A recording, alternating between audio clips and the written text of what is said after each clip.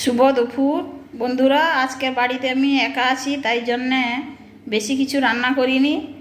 এই যে পেঁয়াজ আর শসা,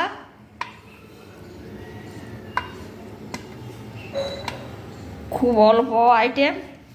আর এই যে দই ভেটকি। দই ভেটকি থাকলে আর বেশি কিছু প্রয়োজন নেই।